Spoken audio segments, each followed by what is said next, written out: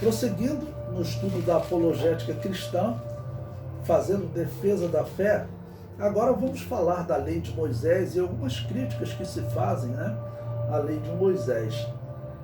Uma das acusações é a Bíblia copiou o Código de Hammurabi. Então, vou explicar para vocês o que é o Código de Hammurabi por um cálculo aproximado, tá bom? Bom, a Bíblia foi escrita por Moisés, o começo da Bíblia, né? Entre os anos 1500 e 1400, ok? Sempre tratando com datas aproximadas. O Código de Hammurabi, ele foi um código escrito próximo dos anos 1700, ou seja, cerca de 200, 300 anos antes da Bíblia, é que o Código de Hammurabi foi escrito. Então, eles assumem automaticamente que a Bíblia tem que ter copiado, porque 300 anos de diferença, porém não necessariamente. Essas leis são leis que nós entendemos hoje, pelo estudo da sociologia, que ela está dentro do homem. E a Bíblia diz que Deus colocou uma lei, a lei da consciência, o apóstolo Paulo assim chama, Deus colocou essa lei dentro do homem. Então, todo homem, se você encontrar as tribos que viviam aqui no Brasil, eles entendiam que matar é errado. Então, não matarás, a tendência é você encontrar em todos os locais uma lei que defenda, olha, não mate, não tire a vida da outra pessoa, ok? Vamos resolver de outra maneira. Isso é o natural, porque essa é uma lei que está dentro do ser humano, tá bom? Então, o Código de Hammurabi, ele trata dessas leis que estão dentro do homem, que a Bíblia também vai tratar cerca de 300 anos depois. Bom, Abraão saiu da Mesopotâmia antes de Hammurabi. Abraão saiu da Mesopotâmia próximo do ano 2000 a.C., ok? E Abraão, ele conviveu com Noé, com Sem. Nós sabemos pela cronologia que Abraão, ele viveu no mesmo tempo. Então, melhor dizendo, ele pode ter convivido com Noé e com Sem, porque pelas datas ele viveu na mesma época, tá ok? Ele surge cerca de 200 anos depois do dilúvio, 250 anos, e nesse período Noé e Sem ainda estão vivos na Mesopotâmia. Abraão pode ter levado essa cultura, que era a cultura da Mesopotâmia. A cultura da Mesopotâmia era uma cultura semita, né? O que ocorre? Nimrod, ele vem para a Mesopotâmia e começa a dominar através de Babel e de Nínive, mas aquela região era de cultura semita, foi Noé e Sem que ficaram naquela região ensinando o temor a Deus. Então, a princípio, aquele povo era temente a Deus. Tudo se desencaminhou quando Nimrod e sua mãe Semíramis foram para a região da Mesopotâmia e lá deram início a uma religião de revolta contra Deus, contra o Deus da Bíblia, tá ok? Então, eles começaram essa religião. Mas Abraão, então, é tirado daquele local, porque aquela religião realmente havia contaminado aquela região, tá ok? Abraão sai, então quando Abraão sai dali, ele sai com aquela noção de lei, cerca de 2000 a.C., cerca de 200 anos depois de Nimrod. Abraão sai com aquele conceito de lei.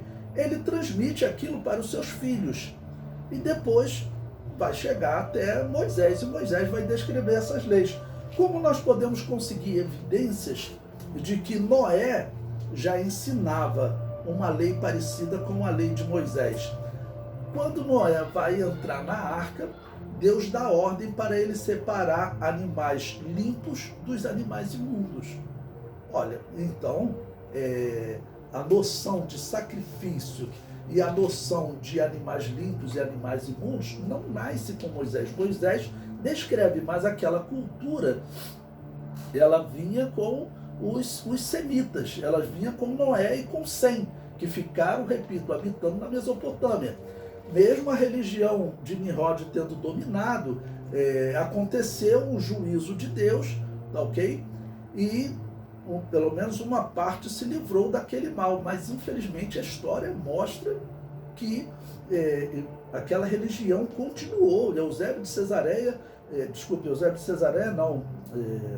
Flávio Joséfo, errei repetindo, Flávio Joséfo, ele diz que aquela torre de Babel caiu e os sacerdotes que escaparam dali, eles escapam e levam aquela religião para o mundo, e que era a religião era a religião dos romanos, a religião de Júpiter, ela tinha sido tirada de Babel. E ele cita historiadores romanos que contam isso também, ok? Ou seja, é algo que nós sabemos.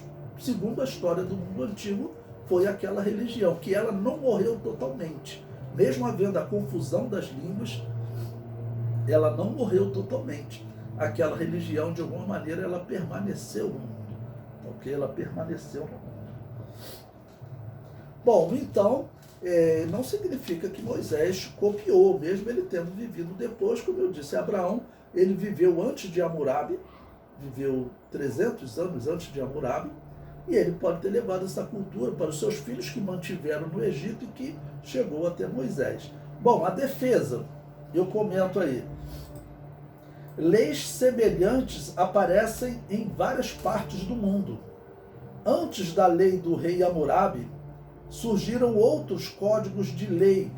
Hammurabi, como eu disse, viveu próximo do ano 1700 antes de Cristo. Ok? Mas eu coloco aí o código de Ur-Nammu, que era rei de Ur dos Caldeus.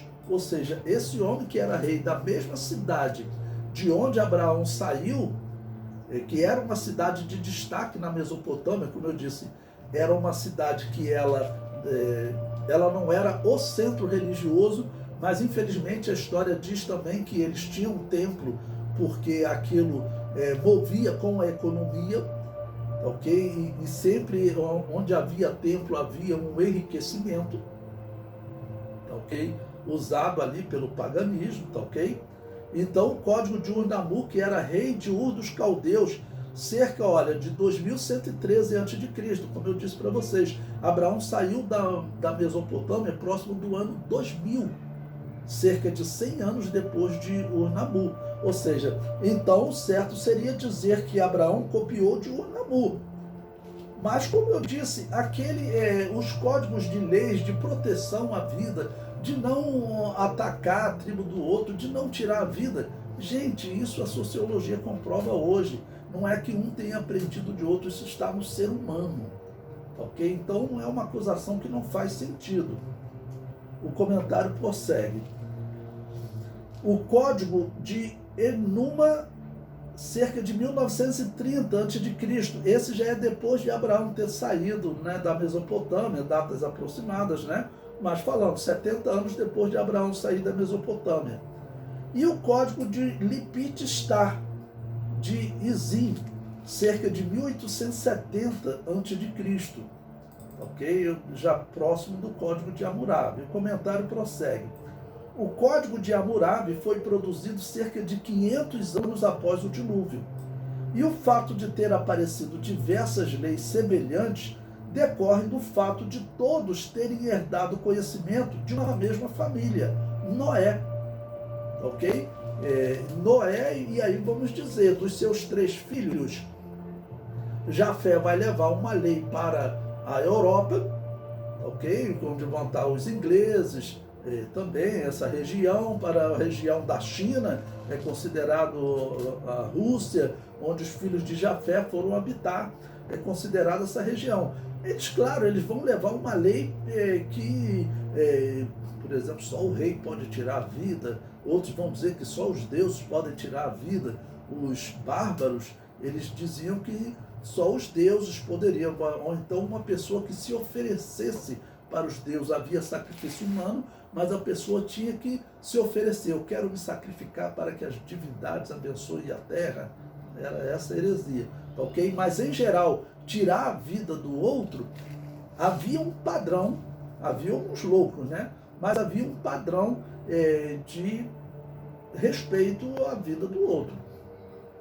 Só quando, vamos dizer assim, às vezes estavam em guerra, aí não tinha jeito, mas o padrão era o natural. Tirar a vida de outra pessoa é algo pesado para o ser humano. O comentário prossegue. Também vemos a lei de Israel como bem superior ao Código de Hammurabi. Vejamos um exemplo do Código de Hammurabi. Se alguém acusar um homem e o acusado mergulhar em um rio e afundar, quem o acusa pode tomar posse de sua casa. Mas se o rio provar que o acusado é inocente e ele escapar ileso, então quem o acusa será executado e o acusado tomará sua casa. Ou seja, alguém que soubesse boiar naquele tempo, parece piada, mas é verdade. Alguém que soubesse boiar, ele falava assim, olha, essa pessoa está mentindo, vamos para o rio e eu vou provar que ele está mentindo. Ele chegava lá, começava a boiar, olha aí, olha, o rio não o rio está provando que eu sou inocente. Então, o acusado tomará a casa do outro e ele será, quem acusou vai ser executado, vai perder, claro, a sua casa, né? E aí eu comento, o Código de Hammurabi foi encontrado em 1901 na região do Irã, que na antiguidade era chamada de Mesopotâmia. Toda essa região do Irã, do Iraque, hoje, é a antiga Mesopotâmia. Você veja, aquela região era chamada de crescente fértil. Ok? Aquela região se tornou um grande deserto. Hoje aquela região ela sobrevive do petróleo. Aquela região ela é rica e ela faz uma certa rivalidade a Israel porque ela tem muito petróleo. Agora nós sabemos, se o petróleo acabar, essa região do mundo ela vai estar numa pobreza tremenda. Por quê? Porque hoje eles não estão avançando tecnologicamente. Existe aqueles sheiks que têm muito dinheiro, gastam dinheiro construindo, olha, agora vai ter a Copa do Mundo, hoje é dia 13/10, eu não sei que dia que começa, mas começa agora em novembro. E a Copa do Mundo de 2022, ela vai ser numa região desértica, tá ok? Ela é no mundo árabe, eu não esqueço agora a cidade, né? No Catar, acho que é no Catar. Isso, ela vai ser no Catar. Eles têm muito dinheiro do petróleo, eles estão fazendo lá, campos de futebol que não serão usados depois, porque lá não tem futebol muito insignificante.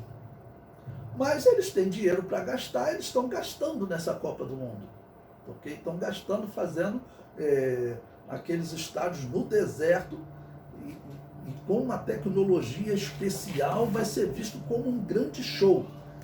O que essa região do mundo tinha que estar pensando é que o petróleo está para acabar. E se o petróleo acabar, aquilo ali volta a ser um grande deserto.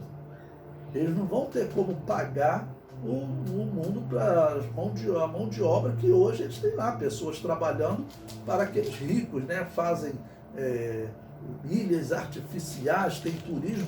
Aquilo ali tudo vai virar um deserto quando o petróleo acabar, porque só o dinheiro do turismo não paga aquilo. O dinheiro do turismo ajuda eles a manter aquele status de uma família hiper rica. Ok? Um americano para trabalhar, vamos dizer, tem que ser alguém como Bill Gates, que ganhou muito dinheiro com informática para concorrer com aqueles sheiks. E todo o dinheiro deles vem do petróleo.